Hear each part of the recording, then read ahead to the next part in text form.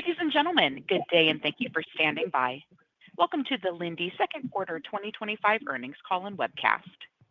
At this time, all participants are in a listen-only mode. Please be advised that today's conference is being recorded. After the speaker's presentation, there will be a question-and-answer session. I would now like to hand the conference over to Mr. Juan Peláez, Head of Investor Relations. Please go ahead, sir. I appreciate it, Abby. Good morning, everyone, and thank you for attending our 2025 Second Quarter Earnings Call and Webcast. I am Juan Peláez, Head of Investor Relations, and I'm joined this morning by Sanjiv Lamba, Chief Executive Officer, and Matt White, Chief Financial Officer. Today's presentation materials are available on our website at thelinde.com in the Investor section. Please read the forward-looking statement disclosure on page 2 of the slides and note that it applies to all statements made during this teleconference. The reconciliations of the adjusted numbers are in the appendix to this presentation. Sanjiv will provide some opening remarks, and then Matt will give an update on Linde's second quarter financial performance and outlook, after which we will wrap up with Q&A. Now let me turn the call over to Sanjiv. Thanks, Juan, and good morning, everyone. I'd like to thank our Linde employees for once again delivering solid results. EPS of $4.09 and operating margin of 30.1% both represent all-time quarterly highs against the backdrop of a challenging macro environment. Operating cash flows grew 15%, and ROC of 25.1% continues to comfortably lead the industry.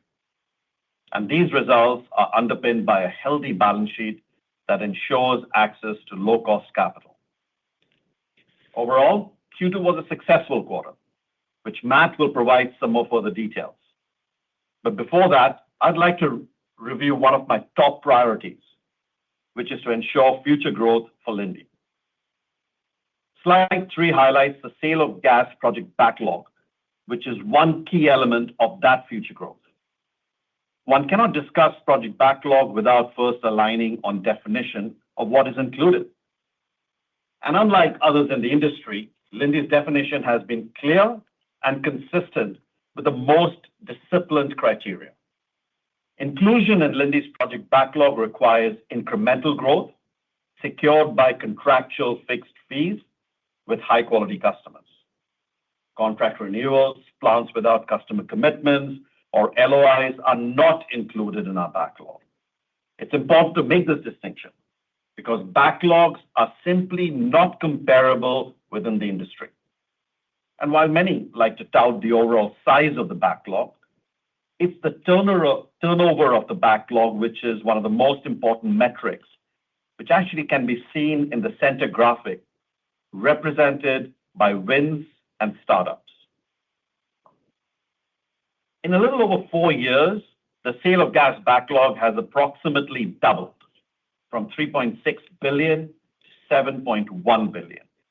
The same is true for the number of projects, moving from 33 projects to 70 projects. During this time, we added $9.2 billion of new projects, and more importantly, started up $5.7 billion of these wins. This represents more than 150% backlog turnover in 4.5 years. While I'm pleased to see the sale of gas current backlog at record levels, I'm equally encouraged by the accelerated turnover from timely execution and strong contracts. Of this $7.1 billion backlog, almost 3/4 are in the Americas, mainly in the U.S., for future plants serving the electronics end market and clean energy. To the right, you will see some of the high-quality customers that make up the majority of this backlog. One recent add is the Blue Point project, which is a JV between CF Industries, JERA, and Mitsui that will produce low-carbon ammonia in Louisiana. We're proud to have been selected as their industrial gas partner due to the capability and track record of our U.S. Gulf Coast team. The addition of this facility will help further build out supply density in a fast-growing region in the U.S. Furthermore, this win represents a third large clean energy contract signing, bringing the total to approximately $5 billion, which validates that the right low-carbon projects will continue to reach FID and execute contracts. Also, not included in the slide is a sale of plant backlog, which today stands at $3.2 billion and typically converts 1-to-1 to sales over a 3-year cycle. Now, it's important to note that while we've made nice strides with the backlog, it does not represent all investments for future growth. We actually spend over $1 billion in CapEx annually for what we call base volume growth. Decisions for making these investments follow the same process as the backlog and require a consistent risk versus return criteria. They're just missing 1 or 2 key requirements to be classified as backlog. Most base growth CapEx supports packaged and merchant supply modes and is critical to further developing network density. Now, small on-sites, an important supply bridge from merchant to on-site, can also be included as base CapEx when individual plant CapEx is less than $5 million. One recent base growth addition includes a southeastern U.S. merchant investment in support of space launches, a sector that continues to offer attractive growth opportunities. While these wins are contractual commitments by customers, the lack of guaranteed fixed fees precludes eligibility in the backlog. Finally, I'd be remiss not to mention the role of small tuck-in acquisitions can play for sustained high-quality growth. While I don't expect this number to be an overly large driver, it can consistently deliver an annual % or 2 bottom line improvement from both acquired profits and self-help synergies. For the second quarter, you can see the 1% top line increase from US and APAC bolt-on acquisitions, mostly in packaged gases. Overall, despite the unfavorable economic backdrop, we are forging an independent path to growth. This comes not only from a high-quality, disciplined project backlog, but also incremental base CapEx investments and roll-up acquisitions. I'm highly confident in the Linde team's ability to not only win more than our fair share of high-quality opportunities, but also to execute them as promised to deliver value for both customers and shareholders. Simply stated, I continue to be bullish on industrial gases as a critical foundation in making our world more productive, and I'm certain Linde will remain the undisputed leader in this effort. I'll now turn the call over to Matt to walk through our financial results. Thanks, Sanjiv. Slide 4 provides a summary of second quarter results. Sales of $8.5 billion increased 3% over prior year and 5% sequentially. Year-over-year FX headwinds abated as we saw a 3% sequential improvement from broad-based weakening of the US dollar. Cost pass-through trends were driven by energy fluctuations, but have no impact on profit. And as Sanjiv mentioned, acquisitions lifted sales 1% over prior year from synergistic deals in the US and APAC. Excluding these items, underlying sales grew 1% over prior year and 3% sequentially. Broad-based price increases continue to track with globally weighted inflation, except for helium and China. Volumes are down 1% from last year as weaker base volumes, primarily in EMEA, more than offset contribution from the project backlog. As mentioned in prior calls, much of this decline stems from existing contractual customers using less gas in their operations, so any recovery would be immediately beneficial. And while volumes did increase 2% sequentially from seasonal effects, the core trend remained somewhat stagnant. Operating profit at $2.6 billion increased 6% over prior year. The operating margin of 30.1% increased 80 basis points or 100 basis points when excluding the effect of cost pass-through. EPS of $4.09 also increased 6% from prior year, as a lower share count was mostly offset by a higher effective tax rate. Despite the base volume headwinds, business quality continues to improve from self-help actions. Further support of this quality can be seen in operating cash flow growth of 15%, as well as a healthy ROC exceeding 25%. More details in capital management can be found on slide 5. The operating cash flow trend shows sequential stability in the first half of this year, consistent with our commentary from last quarter. Recall that the first half of the year is seasonally weaker due to timing of certain cash impacts like taxes, interest, and incentive compensation. I expect a step up for the back half, like what we experienced last year. Base CapEx is stable, which has enabled healthy levels of cash flow available for shareholder returns, M&A, and project investments. The pie chart represents a steady and disciplined capital allocation policy, which deployed almost $6.5 billion year to date.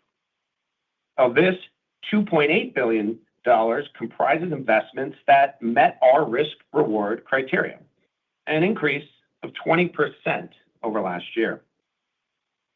Equally important is our ability to consistently access low-cost capital. This quarter, we issued bonds of 500 million Swiss francs with an average yield less than 1%. Ability to raise cost-effective capital will continue to be a key component of shareholder value creation, especially as we see greater discrepancy across interest rate policies. I'll wrap up with guidance on slide 6. For the third quarter, we're providing a guidance range of $4.10 to $4.20, or 4% to 7% above last year. This includes an assumed 1% currency tailwind, which would be the first quarterly FX benefit since late 2023. While the FX assumption improved from our prior guidance level, we mostly offset that with a more negative assumption of the economy, as the top end now assumes economic contraction. During the second quarter, we were able to capture the full FX upside on top of meeting the original expectation. However, the currency volatility and general economic uncertainty don't give us enough confidence to raise the outlook at this time. Rest assured, we'll strive to outperform this projection, but time will tell if we're being too conservative or not. For the full year, we simply approached it the same way as the third quarter, updated the improved FX, but offset with an assumption of a contracting economy at the top end of the range. This resulted in a new range of $16.30 to $16.50, or 5% to 6% growth, including a 1% currency tailwind. The last time we saw a full year currency tailwind was 2021, so I believe it's appropriate to remain guarded. In summary, the EPS algorithm remains intact. Linde employees continue to manage what's within their control to deliver value. But we know there's always room to improve. The current negative volume headwinds are a function of contractual customers taking less gas due to the economic uncertainty. Between internal initiatives and industrial recovery, I expect this level to improve like it always has. And when that happens, coupled with the self-help growth initiatives that Sanjiv laid out, I'm confident Linde will return to the double-digit EPS growth that our owners have become accustomed to. I'll now turn the call over to Q&A. Thank you. If you have dialed in and would like to ask a question, please press star 1 on your telephone keypad to raise your hand and join the queue. If you would like to withdraw your question, simply press star 1 a second time. If you're called upon to ask your question and are listening via speakerphone on your device, please pick up your handset and ensure that your phone is not on mute when asking your question. To be able to take as many questions as possible, we ask that you please limit yourself to one question. Again, it is star one if you would like to join the queue. And our first question comes from the line of Duffy Fischer with Goldman Sachs. Your line is open. Yeah, good morning, guys. Congrats on a really good quarter. We're hearing a lot of different things from the companies in this space over the last week about just where business is globally, whether it's the tariffs and stuff like that. So could you take some time and just go geographically in by end markets, kind of what you're seeing and what you expect to see in the back half of the year? Thanks, Duffy. That's a good place to start. So why don't I do just that, walk you around the world and share some insights. I'll start off here in the Americas. And I'm expecting volumes to be flat, maybe very slightly up, led essentially by growth in the resilient end market, but being partly offset by soft industrial sector. I have to say I remain positive on the U.S. market. In Q2, we saw volume move in line with slightly positive IP numbers that were published earlier this week. Year-on-year volumes were up for metals and mining, chemicals, energy, food and beverage, electronics, while manufacturing showed a slight decline. Now, sitting in manufacturing is our commercial space market, which continues to be a very attractive growth opportunity. And Linde, of course, is well positioned in that space. The opportunity to supply fuels for rocket launches, propulsion systems for placing satellites into orbit, it's fueling double-digit growth for Linde in that particular market or end market. And not only do we supply the leading and probably the most well-known company for space launches, but also working with many others who are looking to scale up, and we expect to see that growth continue. So our recent announcement regarding the new investment in Texas and Florida is likely the first of many that you'll see. And again, we're trying to see how we take this business globally, and in doing that, are finding opportunities in Europe that are starting to look attractive as well. So that's really Americas for you with a lot of confidence in the U.S. market, if you will. From that excitement of space, I have to bring you down to some ground realities when I talk about Europe. So Europe is expected to continue softening in demand, led primarily by Western Europe. Any growth in the resilient end markets will be more than offset by decline in the industrial sector across metals, manufacturing, chemicals, energy, all with volumes lower than last year. So in the short term, Europe has several challenges to get their economy back on their feet. And I currently don't see any catalyst for economic improvement this year. Volumes, therefore, likely to be negative in the second half. I think it's going to be driven almost entirely by the industrial sector.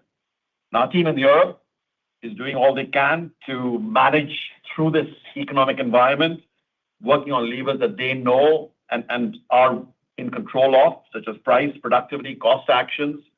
And of course, you can see that reflected in the double-digit EBIT growth that they were able to provide in the quarter. But looking ahead into the rest of the year, I'm not feeling any level of confidence that you're going to see improvement. If anything, you're going to see a likely decline continue there. If I move on to Asia, I'll start with China maybe and just tell you, China remains a mixed bag. You've heard me say this in previous calls. I expect China to remain flat for the year, and that continues to be our expectation. There is, EVs and batteries and electronics end markets that will continue to grow, but that'll be more than offset by much weaker metals and chemicals for the remainder of the year. Industrial activity in Australia is seeing declines which are similar to Europe, almost across all industrial sectors. Really a reflection of the level of industrial activity in the country. Again, the Linde team there is busy executing their self-help actions, which will show results at the back end of the year and beyond. Now, the bright spot in APAC remains India, with merchant volumes growing in their teens and a healthy opportunity pipeline for new investments. This is unfortunately offset by declines in the ASEAN countries. South Korea, the other main market in APAC, mainly driven by electronics end market, is also expected to see some growth. So all in, I'd say when you wrap it all up for APAC, it's probably going to be just balanced or flat volumes for the year. That essentially is how we are seeing the market. I think the summary is resilient end markets continue to have low to mid-single-digit growth, but more than offset by the industrial sector, largely across the board, with particular negativity coming out of EMEA.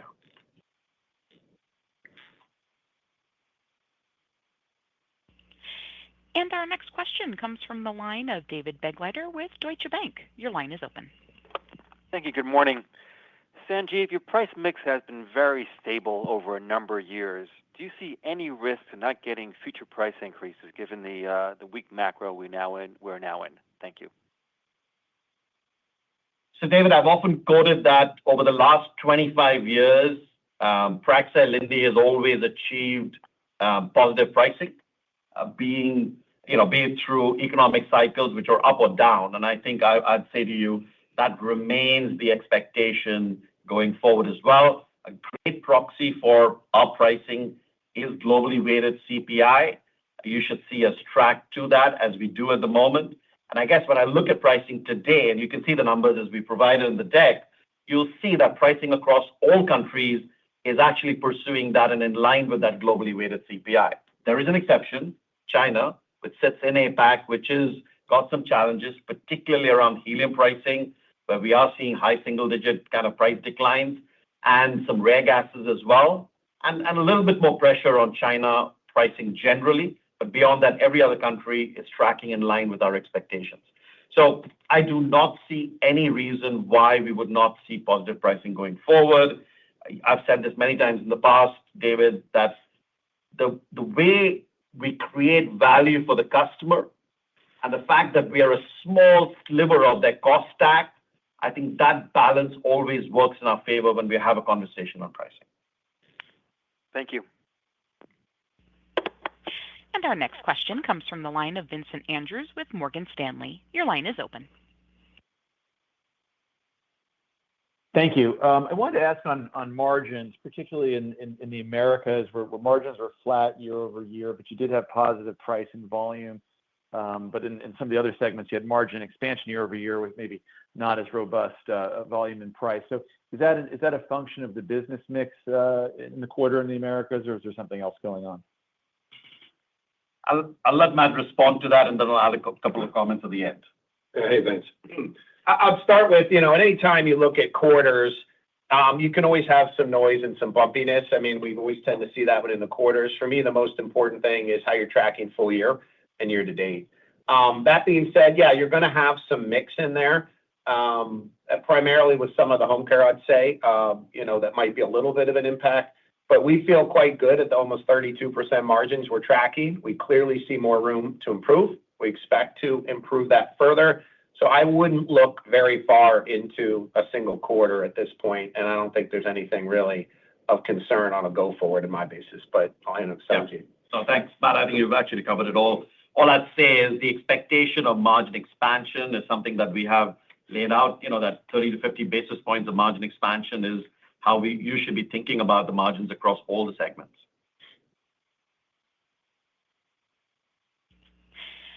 And our next question comes from the line of Laurent Favre with BNP. Your line is open. Yes, good morning, guys. I was wondering if you could talk about the appetite on new projects from customers, given the macro backdrop that you are indicating. Is there any risk of a slowdown or slippage on intake so that your backlog may finish the year below $7 billion? Thank you. So, Laurent, I said this in the last call, as I recall. My expectation remains that we will end the year with a backlog with a 7 handle on it. Now, this despite the fact that we will start up another $1 billion of the investments that are currently sitting in our backlog in the second half of this year. And most of that will start ramping up towards the back end. So, my view remains, and our business is currently supporting and giving me confidence that there is enough opportunity pipeline on projects that we're currently working on that we will be able to bring home $1 billion to get that backlog to $7 billion plus. Thank you. And our next question comes from the line of Jeff Zekauskas with J.P. Morgan. Your line is open. Thanks very much. Both you and Air Products had very strong EBIT growth in Europe. I think for both of you, it was double digits, which was a step up. Did something happen in Europe to the industry in general? Was it a function of currency? Was it a function of other factors? And secondly, your competitors in Allentown also said that the helium penalty to them was 55 or 60 cents a share, as they estimated for 2025. When you heard that number, did you say, "Oh, that makes sense"?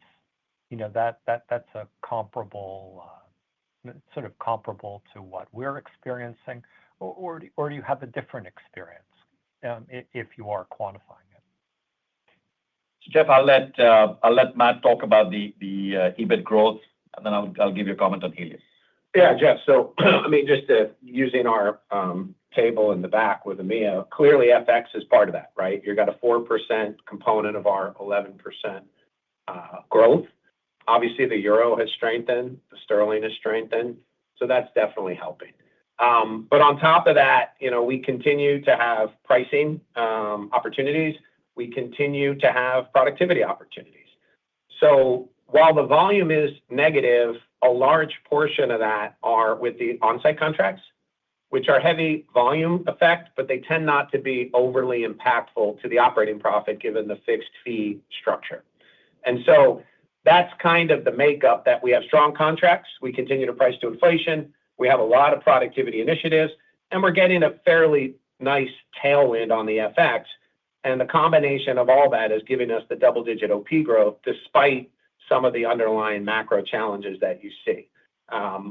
Clearly, when we lap that and that stabilizes, that should give us some opportunity. But at this stage, we're not banking on that, and we're not guiding that. We're just kind of expecting a continuation of the same. And on helium, Jeff, I'd say to you, as you're aware, of course, that our exposure on helium is very different and much smaller than our friends you referred to earlier. So what I'd say to you, the trends I see in helium year to date, our helium volumes are flat. We have not seen a decline. And yes, pricing is down high single digit. And that's really just a function of the oversupply in the market, particularly around Asia, and maybe a little bit of cooling off in demand on the electronic side of things. So our expectation remains that helium supply will be long. You would have seen our recent announcement that we are putting a 3 billion cubic feet helium cavern in. And that really is around making sure that we are optimizing the sourcing end of things, giving ourselves more flexibility with the cavern to ensure that we have a plan in place that addresses the sourcing cost issues associated with that and creates productivity out of that benefit, productivity benefit out of that sourcing. So, I think, Stan, we don't really see a concern. And again, as I've said before, it isn't a significant exposure for us. Thank you so much. And our next question comes from the line of Matthew Deo with Bank of America. Your line is open. Thank you. So I just wanted to dig in on Europe a bit. So I guess first, if we decelerate again next year, would you still feel the volumes hit your on-site, or are customers kind of largely at the low end of their commitments? And then just longer term, right? We have this deindustrialization of Europe. We're probably in the early innings of just chemical plant closures. I would suspect other industrial plant closures. And I know you've got contracts here, right? But there's merchant, there's package. So can we just hash out what this looks like across the top line for you as you look out, 2 years, 3 years? Is Europe just going to be a -2%, -5% for you? Or, how do you manage what might be loss of density on closures? Matt, good question on Europe. And clearly, as you can see, we remain bearish on Europe, and it's reflected in our guidance as well. But so that is a view for the short term. I'd say to you, we are both cautious and conservative around our expectations from Europe. I said before in my in my commentary that I do not see a catalyst for that fundamentally changing in the near term. Now, for the quarter, as you saw, the impact did come through. So the general macro environment that affects the merchant and package side of the business from various end markets, but in particular manufacturing and a little bit of chemicals and metals, led to that negative volume decline that we showed, exacerbated, of course, by the on-site volume decline that you just mentioned. So that's what kind of came through. As you know well, on the on-site, the contracts do protect us well. And really, the question I ask every month is, for customers who are below MTOP on those contracts for on-site, are they paying up? And that is a critical assessment that we make. And you know what? Every customer is paying up. So those signals look good. But the longer term is the question that you're also referring to. And I have been bearish on the long term, but I'm going to give you a couple of perspectives which are kind of suggesting that you will see some potential change happen. I'm going to start off by a conversation on Germany. As you're aware, Matt, Germany has made this extraordinary commitment to investing €1 trillion over the next 10 years in defense and build out of infrastructure. That's a very significant industrial stimulus to the German economy. And while you debate the reasons, the reality is it'll have an impact and will uplift both Germany, but also more broadly because supply chains are integrated across a slightly broader Western European region. You will feel that impact come through somewhere else as well. So while in the short term we are seeing some of these challenges reflect in the chemical industry in particular, but the longer term view, which I think is expected to start showing some initial signals over the next couple of years, both from an increased level of infrastructure spend and defense spend, I think will be an important part in how we look at the long-term view on Europe. There's one other thing which I want to just cover off briefly, which is on Eastern Europe. And this relates to conversations around Ukraine rebuild. Now, I recognize we need to take that with a pinch of salt, just given everything that we're reading in the newspapers at the moment. But the reality is at some stage, there will be a resolution of sorts, and that will result in potentially moving the Ukraine rebuild forward. Large numbers being thrown around. I take them with, again, a fairly large pinch of salt. But we have operated in Ukraine over the last 3 years. We continue to supply steel mills, medical facilities, etc., with product even today.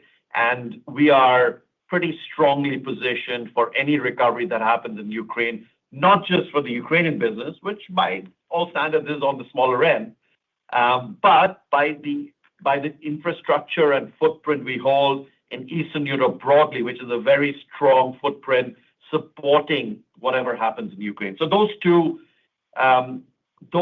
developments, I would say, Matt, are going to dictate how the longer term development in Europe is going to look like. And again, we'll have to wait and watch how that plays out. I obviously can say with high degree of confidence that Germany will go through that recovery in the foreseeable future. Ukraine, we'll have to just see when that happens. Thank you. And our next question comes from the line of Mike Sison with Wells Fargo. Your line is open. Hey, good morning, guys. Nice quarter.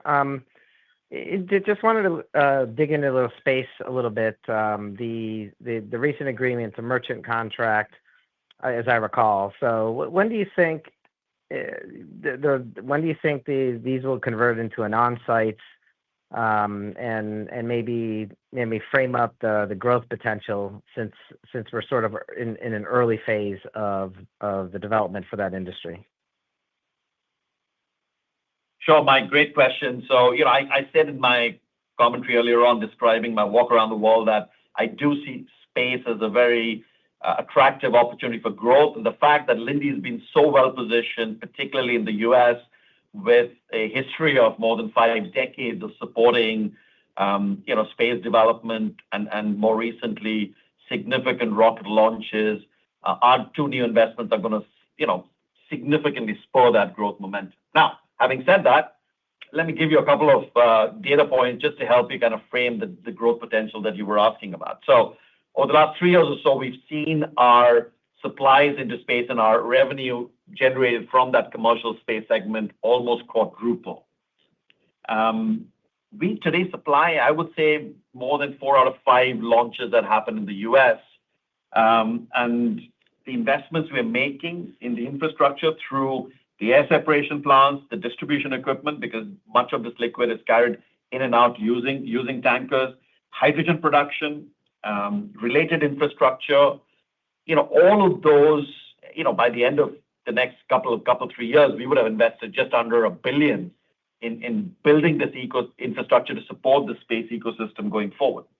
I also mentioned that I see not just one, probably the most prominent launch company. I may not name them, but I know you'll know who they are, who have a prolific number of launches. But actually, we're seeing that spread and many other companies in that space now scaling up and looking at future programs as well. So again, I see that opportunity pipeline for growth being very, very attractive.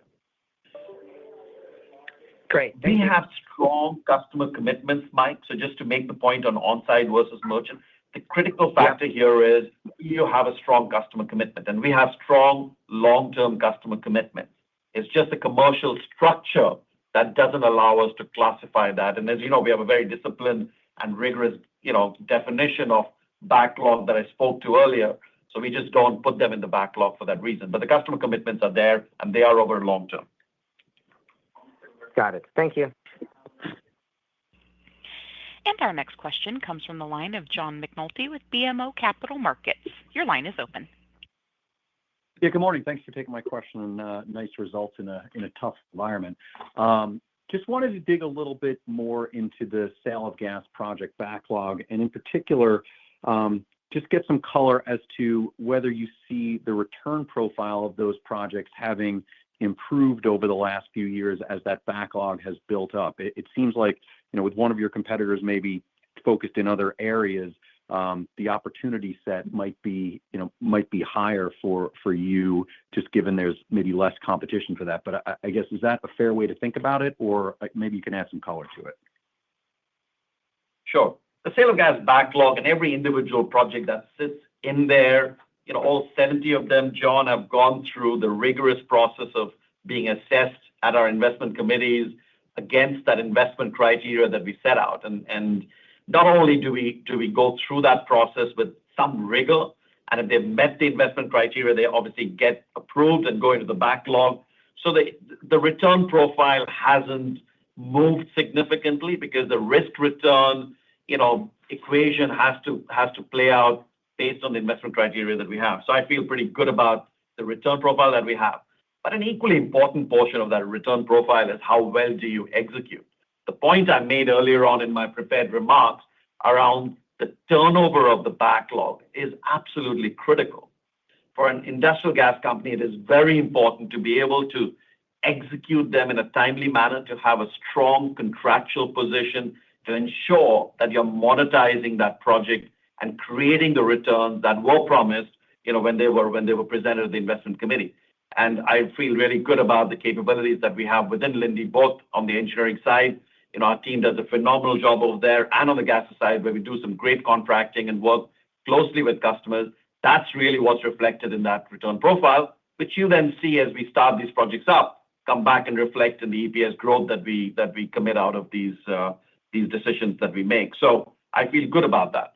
I'll give you one other data point since you asked about, how that competitive kind of environment looks. Juan actually did a really nice study a couple of years ago, which looked back and said, if you think about the competitive dynamics when you're bidding out these projects, about half the time, the decision is a make or buy decision. As you know, our customers are sophisticated. They will make a make or buy decision. And of course, if there are projects where, we have an interest, we are usually able to get that converted into a sale of gas project because we can show the benefits and, the benefits of the reliability, safe delivery of product coming with the benefit of network density. I think that's a very compelling case for the customers. But about half those projects are make or buy. About a third of the projects are where you see one of the competitor in the fray. And the rest, you see multiple competitors. We tend to be very selective about projects in what's left over. So, from our perspective, that hasn't changed. That analysis is still relevant. And I think we, obviously have to have a compelling proposition for our customers when they look at it for them to move over. Got it. Thanks very much for the call. And our next question comes from the line of Patrick Cunningham with Citigroup. Your line is open. Hi, good morning. Thanks for taking my question. I'm curious on the electronics outlook from here. It seems year-on-year and sequential growth is down slightly. How much of this is, helium pricing, or maybe there was some modest pull forward in positioning in 1Q? And how would you characterize the shape of volume and new project starts for the balance of the year? Thanks, Patrick. So let me just start off by making sure that this is understood well. The industrial gases sales to the electronics end market grew both year-on-year and sequentially. The drop that you see in the end market slide that we have in the deck is all driven by our advanced materials business that sits in the global other segment, which provides electronics targets to some of these electronics customers. The instance over here was destocking happening with one of the larger customers, and that's going to correct itself in the second half. So really no concerns there. Just to clarify what the Advanced Materials Group is doing over here. So essentially, the Advanced Materials Group develops and builds, manufactures precious metal targets, which are used in the chip making process to deposit a thin film of materials onto the semiconductor wafer. So the process is called sputtering. What happens is we provide high energy particles bombarding the target that's been set up. And what it does is it ejects these atoms to then provide a coating, a very thin level of coating on the wafer, forming layers for components like transistors, interconnects, etc. All of this is about putting very precise material deposition on the integrated circuitry. And that's what sits in that advanced materials business, which is the reason why you see that slightly negative. Now, as far as electronics outlook is concerned, my expectation remains that we have a very healthy, not expectation, the fact remains that we have a healthy pipeline of projects that are going to come up in the next 12 months or so. And we will obviously be participating and as you would expect from Linde, be winning more than a fair share of those projects. The outlook for both new projects as well as startups remains on track with the backlog that we've just shown you. Thank you. And our next question comes from the line of John Roberts with Mizuho. Your line is open. Thank you. The Economist magazine this week has a story on what's called green hushing. So your backlog, you said, is going to grow.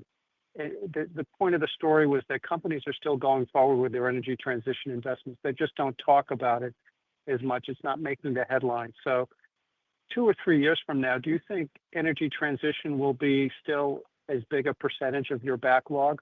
Or based on what you're currently talking to customers about, are they actually pulling away? Because we don't hear a lot of companies talking about their energy transition programs anymore. John, we recognize that customers will continue to need to decarbonize their operations. I expect the demand for low carbon products to continue to grow over time. It's just a hype and the euphoria has gone away and reality is sunk in. And that reality is a more stable, economically viable set of projects which will go to FID and get contracted. Those are the kinds of projects. And look, at the risk of saying, I told you so, we've said this for the last, 3 years. None of this should come as a surprise to you or anyone else who's been on these earnings calls, because we've said, look, it's unrealistic to expect this green hydrogen to get up to a point where it's at scale, it's cost competitive, and it actually adds and creates value. We've always said that that's probably a 5 to 7 year window for the technology to mature, and then you'll see the commercials play out. So I'm not surprised by this article. The reality is, low carbon alternatives, which is low carbon hydrogen, otherwise known as blue hydrogen, or low carbon ammonia or products of that ilk will still have a demand in the marketplace, and we see solid projects with good economic cases supported further by incentives such as the 45Q remain around, and we are developing a number of those even today while we execute a number of those around the world as well. So my view is I think this trend is not going to stop. There is an increasingly an economic case for it.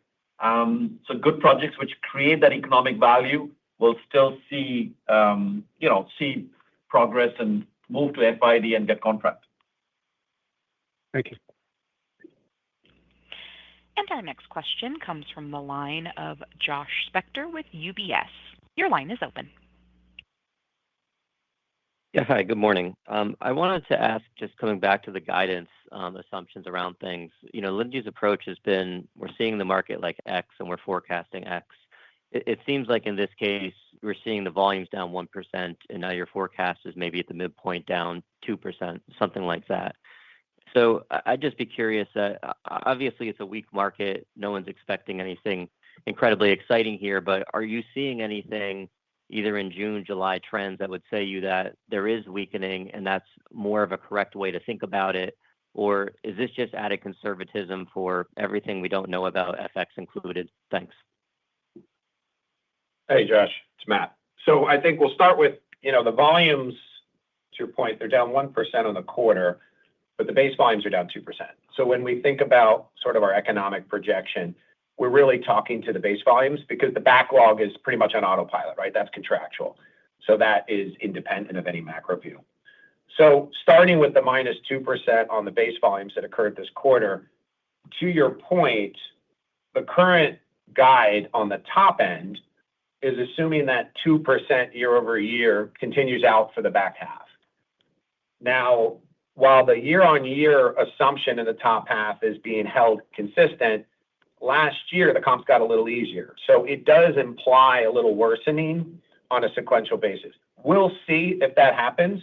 When I think about it in combination, clearly FX rates improved, meaning the dollar weakened, given the uncertainty, given some of the flight to different currencies. So it is interrelated. And so I think from this perspective, maybe you see maybe you see the dollar strengthen a bit, things stabilize, maybe you see the opposite. But at this point, I think about them in combination, and we'll have to see how it plays out. But the top end pretty much has about a 2% base volume negative assumption, which is probably double the effect on EPS for the remainder of the year. And we're going to do what we can to do better than that. But that's what we laid out. This is what we set down, and we'll have to see how it plays out.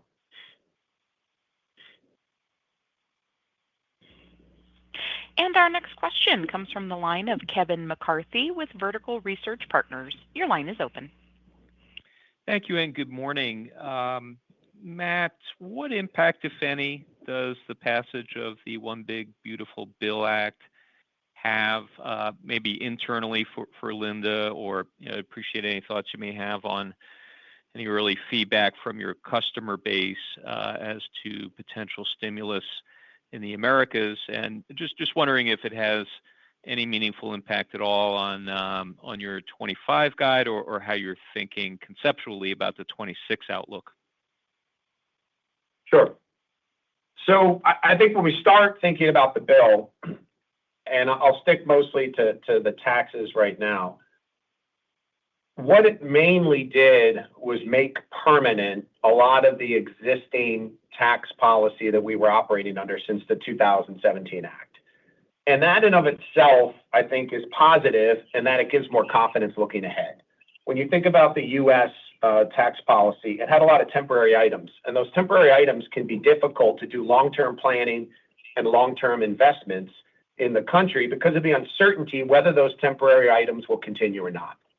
And with the passage of this bill, it made many of these things permanent. And I think that in and of itself is good.